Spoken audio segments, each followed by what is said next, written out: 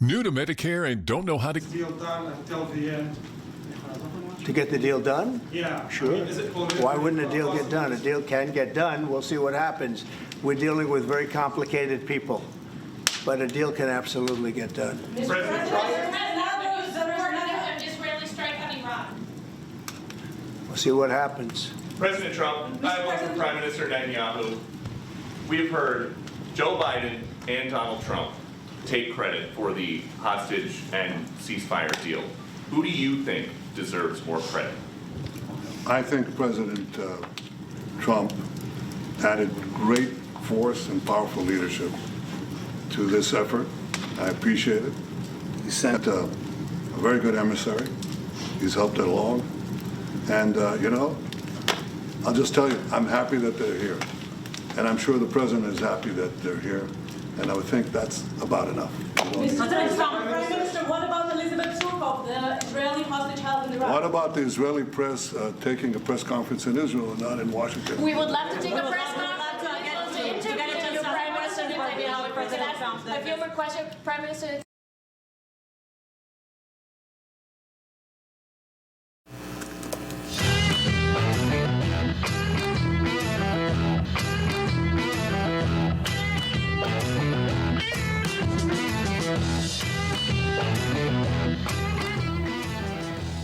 All right, hello Americans, I'm Todd Starnes. Welcome to the show. Thank you for watching. And some breaking news. You just saw President Trump and Israeli Prime Minister Benjamin Netanyahu at the White House in the Oval Office doing some Q&A with reporters. By the way, that is the first face-to-face meeting with a world leader in President Trump's second term. It is very important that it is actually Benjamin Netanyahu. Let's dip back in now and see if we can't hear some more of those Q&As. I will meet all three goals. I think the president can help enormously. He brings fresh thinking. Fresh thinking. Terrorists who murdered hundreds of people who listed their own as the part of the deal. It's a horrible thing. We can't forget it. I'll never forget it, and you can't forget it. And some people want to put it out of their memory, but we're not going to ever let that happen. It was a horrible day, October 7th. That was a horrible period of time. And a lot of people like to pretend it didn't happen. It happened. It's a big group of people that like to pretend it didn't happen, like the Holocaust didn't happen. Same mindset. And no, we're going to get this thing wrapped up, and we're going to get it done. We're also dealing, I think, very successfully with Russia, Ukraine. We're going to hopefully get that one done at some point in the not too distant future. That's a complex problem also. But we solve problems. When I left, we had no problem. There was no Ukraine and Russia fighting. There was no October 7th. There was nothing. And some very poor leadership led to a lot of problems and a lot of death. And it's a shame, but we'll put it out. We'll put out the fires. We have a lot of fires, but we'll put them out. Why do you still support a Palestinian state like the peace plan you presented in January 2020? Is this plan still on the table? Well, a lot of plans change with time, and a lot of death has occurred since I left and now came back. This death occurred not while I was here, but while somebody else was here. It shouldn't have happened. They shouldn't have allowed it to happen. It would have never happened, and that includes Russia, Ukraine would have never happened. Not even a little bit, not even a chance. But now we are faced with a situation that's different, in some ways better and in some ways worse. But we're faced with a very complex and difficult situation, but we'll solve the problem.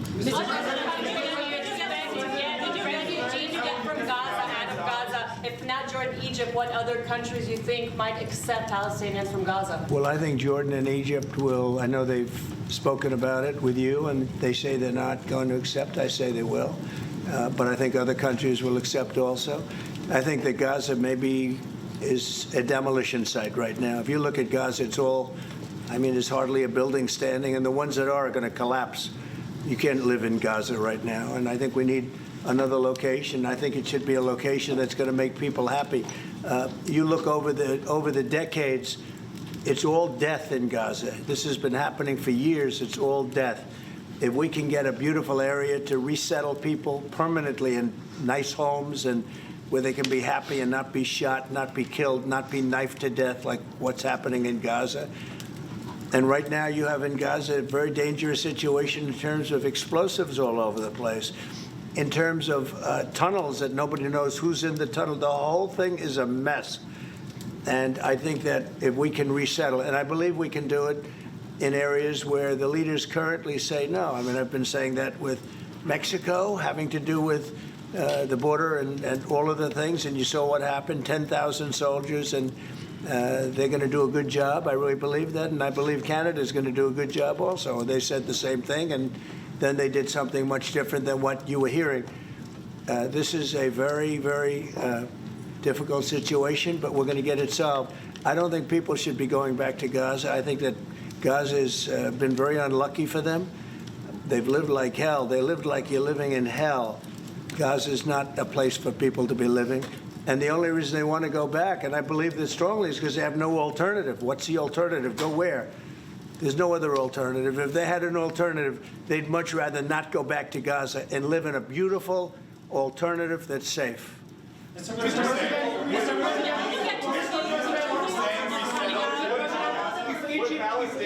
Peter?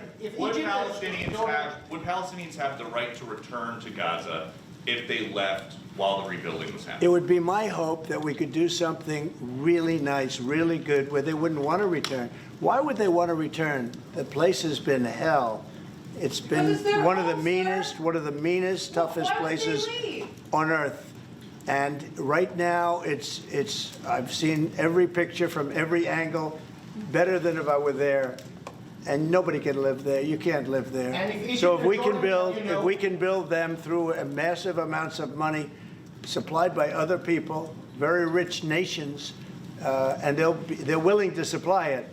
If we can build something for them in one of the countries, and it could be Jordan, it could be Egypt, it could be other countries, and you could build 4 or 5 or 6 areas. It doesn't have to be one area, but you take certain areas and you build really good quality housing, like a beautiful town, like someplace where they can live and not die. Because Gaza is a guarantee that they're going to end up dying. The same thing's going to happen again. It's happened over and over again, and it's going to happen again as sure as you're standing there, Peter. So I hope that we could do something where they wouldn't want to go back. Who would want to go back? They've experienced nothing but death and destruction.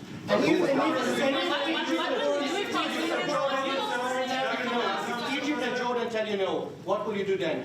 Well, I don't think they're going to tell me no. I don't think they're going to tell me. I think they're going to tell Biden no, and I think they're going to tell other people no. So you think it will happen at the end? I think there's a good chance, yeah. How I'd like to many see it people are you thinking about?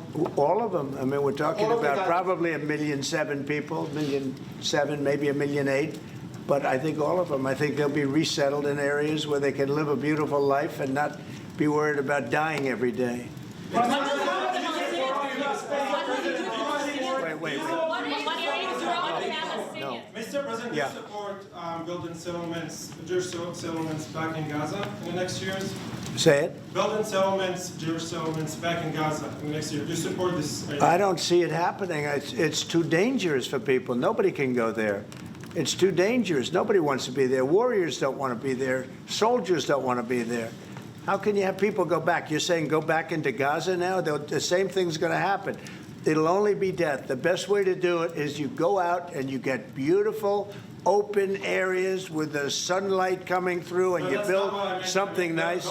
And they are not going to want to. They are not going to want to go back to Gaza. Prime Minister Netanyahu, what is your message to the families of the hostages that look at this deal, that are worried that this deal won't go through? What do you say to them in this moment? Same message I said from the beginning of the war. We'll get them out, get them back. We got over 70%, close to 75% of the people who everybody believed will not get out. We got them in successive deals, and most recently with the help of President Trump. We're not going to give up on any of them, and we're not going to give up on our other war aims. Hamas is not going to be in Gaza, and we're going to get everyone back. And you would not have. Prime Minister, how optimistic are you about reaching phase 2 of the ceasefire? How optimistic are you about that happening? Well, we're going to try. That's one of the reasons, one of the things we're going to talk about here. And if we, when Israel and the United States work together, and President Trump and I work together, the chances go up a lot. It's when we don't work together, Israel and the United States don't work together, that creates problems. When the other side sees daylight between us, and occasionally in the last few years, to put it mildly, they saw daylight, then it's more difficult. When we cooperate, isn't it the right chances time are to good. hit once and for all? Say it. Now that Iran is so weak, isn't it the right time to hit their nuclear facilities once and for all? So you say Iran is so weak. I appreciate you saying that. They're not weak. They're very strong right now, and we're not going to allow them to have a nuclear weapon. It's very simple. I signed a very strong proclamation. Iran was in big trouble when I left. They were broke. They didn't have money for Hamas. They didn't have any money for Hezbollah. You had no problem. October 7th could have never happened. When I left, October 7th could have never happened. And frankly, Russia and Ukraine, as I said, could never have happened. They became very strong very fast. They sold massive amounts of oil to China and everybody else who would not buy the oil when I was president, because we said, don't buy the oil. And they became very rich very quickly. But they're not weak. They're not weak. They're strong. Doesn't mean they won't be weak. But you know what? We just don't want them to have a nuclear weapon. They can't have a nuclear So the weapon. Prime Minister, sorry, Mr. President, the Prime Minister wants you to strike Iran. That's what he wants. You don't know what he wants. What do you know about anything? Go ahead. But is that option on the table? Yes, please. President Trump, is that option on the table? Areas for Gaza.